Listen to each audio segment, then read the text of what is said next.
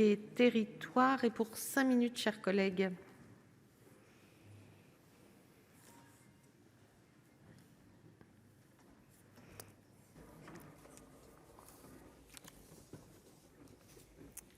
Madame la présidente, monsieur le garde des Sceaux, mes chers collègues, en fin d'année dernière, plus de la moitié de nos concitoyens déclaraient dans un sondage ne pas avoir confiance en la justice.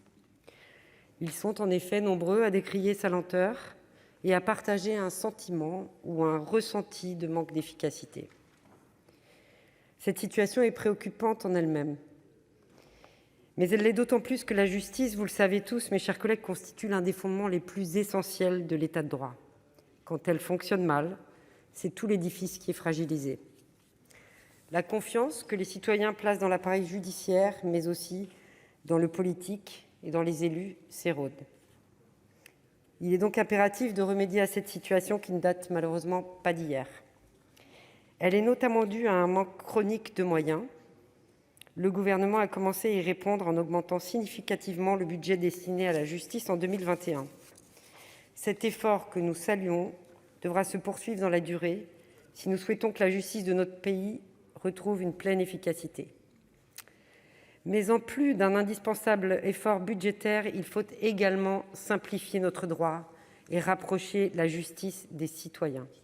Au fil des ans, la loi a connu une complexité croissante qui nuit à son application et qui nuit à la rapidité de la réponse judiciaire.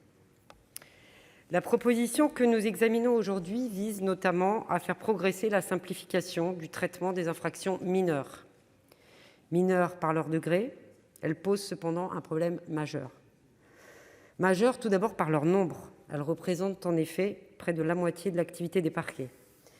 Majeur ensuite par l'importance que revêt le traitement de ces infractions au quotidien. Ces dernières empoisonnent littéralement la vie de nos concitoyens et en l'absence de réponse judiciaire rapide, elles laissent prospérer dans les territoires un sentiment d'impunité délétère, tant pour ceux qui commettent ces infractions que pour ceux qui les subissent. Faire une loi et ne pas la faire exécuter, c'est autoriser la chose que l'on veut défendre, disait Richelieu.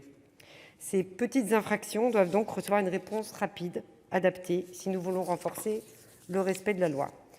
Le texte que nous examinons comporte à cet égard des améliorations bienvenues. L'élargissement proposé des alternatives aux poursuites pénales prend en considération les intérêts de la victime, que ce soit par la réparation de son préjudice ou la contribution à une association des deux victimes. Ces dispositifs responsabilisent l'intéressé et favorisent également son insertion et son amendement. Ces petites infractions constituent parfois de premiers pas vers l'indélinquance. Y répondre avec réactivité et pédagogie permet, sans nul doute, de réduire les chances de réitération. Au-delà de ces nouvelles mesures, le texte propose des simplifications de procédures existantes dans l'objectif de raccourcir les délais. La composition pénale concernant les infractions contraventionnelles n'aura plus à être validée par un magistrat du siège. La cohérence avec les dispositions de la loi de programmation de la justice y contraignait, puisque cette suppression avait été votée pour les infractions plus graves que sont les délits. C'est également le cas du travail d'intérêt général, en inscrivant la pratique dans la loi, mais aussi en permettant une exécution plus rapide de cette mesure. Le texte devrait contribuer à réduire significativement le délai moyen d'exécution, qui est, rappelons-le aujourd'hui, de 14 mois. Afin de renforcer le règlement des amendes, le texte prévoit en outre de minorer le montant des amendes des contraventions de 5e classe lorsque l'intéressé s'en acquitte dans les délais. La majoration, comme la minoration, incite les personnes concernées à régulariser leur situation.